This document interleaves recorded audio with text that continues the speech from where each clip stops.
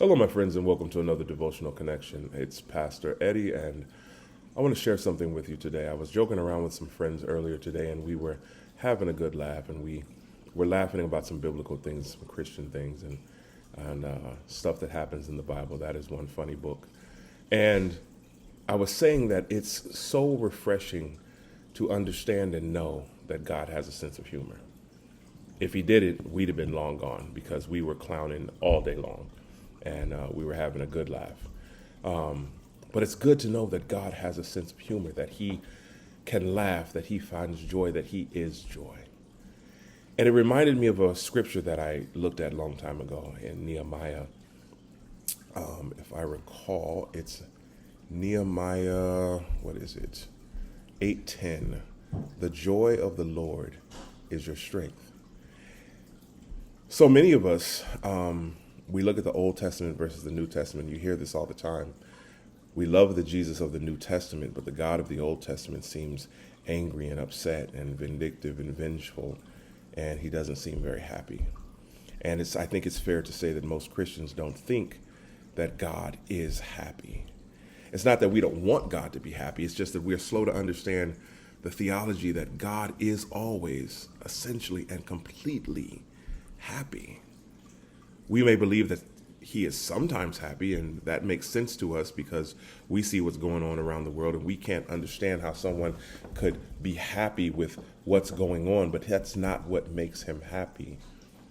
God is always and essentially and completely happy at the core of his being. That is who he is. Common question that I get asked by kids: if God is so happy, then why does he seem so angry in the Bible? If God is love, if God is patience and justice and mercy, then why does he seem so angry in the Bible? And it's a legitimate question to deal with. But underneath the surface of it, we have to determine how we view the Christian life and how we search for holiness and happiness and joy. If we don't embrace the happiness of God, we jeopardize three realities, I believe, in our own lives. And the first one of it is your joy, your happiness rests in God's. This is a fallen world, and it's cursed, and it's made horrible by so many things. And at so many points, it's just become a vain place. And we are fundamentally unhappy and prone to long bouts with our unhappiness. We are made happy by having stuff, by getting gifts, by feeling like we belong to a group. And in stark contrast, you have to understand this. In stark contrast, God is happy within himself. God is happiness by his essence. Men are happy by participation. I think that was a quote from Thomas Aquinas that I remember from a while ago, and I'm probably butchering it, but essentially, God is happiness by his essence, and we are happy by participation. We look at how we view the world and how we participate in it and the things that make us happy, but God was complete unto himself. God is happiness. Joy is fundamental to his triune nature. To find God is to find the fountain of all joy. To find God is to find the fountain of all happiness. One of the most careful theologians of our age, I believe, Richard Muller, wrote that God is essentially blessed and happy. And we find that in the Bible in 1 Timothy 1:11, where Paul extols the gospel of the glory of the blessed God. God is blessed and happy. His happiness is central to his glory. He's not sitting on his throne like we often picture, the false gods that we make up, Zeus or Odin or Pharaoh, not Pharaoh, but Ra, sitting there looking who he can blast next instead of looking who he can bless next. The text shows us that God's expressive glory is essentially linked to his inner joy. God's majesty is radiating joy. And that joy is what he promises to us. We can share in his holiness and beauty and attract people to come to him. God communicates his majesty as, through us in how we express our love for each other and the smiles that it puts on people's faces, the joy that it brings people. God is joy. And then the second part that's amazing is that God delights in us. When I found that out for myself, I could not believe it.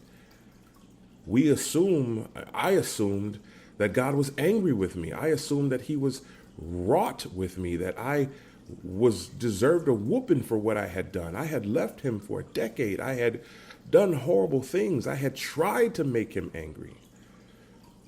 I wasn't anything special. I wasn't unique or extraordinary. And then I come back and find out that he has people who could do it better than me, longer than me, harder than me, and worship stronger than me. He has angels that sing better than me. I cannot believe when Zephaniah 3:17 says he sings over us songs of delight. How can God delight in me? There was a preacher that I learned about a long time ago named Henry Donald Maurice Spence. Big, long name. I think he died in 1917. And he had a quote, and one of many, but God is so joyous that he finds joy even in us. Just think about that. God is so joyous that he finds joy in even us. Sometimes we don't even like ourselves. God's song of joy over his justified children is not just the sum of the joy that we attract from him. It is the multiplication of the joy that is expressed from him. It's exponentially expressing itself over us. Joyful people more easily express joy, and God delights to rejoice over his children because he is joyful. Love wants more to love, and love wants to create more to love. Love wants moments of love all the time, and it's a happy thing, and it's joy. And then the happiness of God is the strength that we need. This is the point of Nehemiah 8:10. The joy of the Lord is your strength. Whether the joy of the Lord here refers mainly to the joy he has in himself or the joy he gives us, we have no real hope or joy or strength unless God is happy. He is the expression of that joy. You think the enemy wants to give you joy? You think he wants to make you happy? He wants to pacify you with entertainment, with moments of roller coaster rides so he can speed track you to hell. He doesn't want you to find true joy and to be content and happy within just simply knowing God. God doesn't give us joy outside of the joy he has in himself. His happiness is our strength. It is a remarkable point, I think, that Nehemiah makes to a people who were ravaged by war, weakened by insecurities, constantly reminded of their own fragility, constantly reminded you don't have nothing, ain't gonna be nothing. And this is where we find our strength. For life, for pain, for trials, for marriage, child raising, for missions, for every and anything that comes our way. The strength we need is found in the essential joy of God. And when God is happy, when you realize his happiness over you, when you participate in the things that God finds joy in.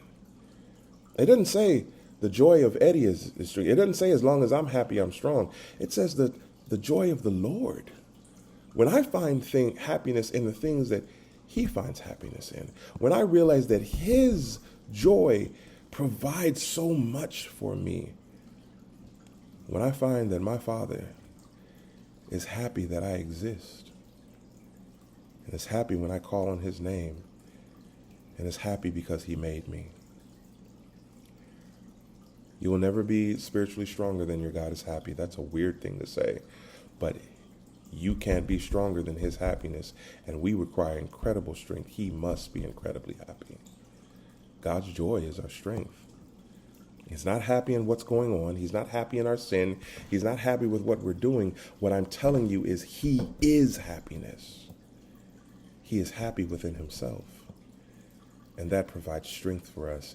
It is his pleasure to bless his children. It is his pleasure to take care of us. It is his pleasure to provide for you. And even when it doesn't happen the way we see it, want it to, desire it to, pray for it to happen, it doesn't mean he's unhappy with you. He still loves you. And his joy is our strength.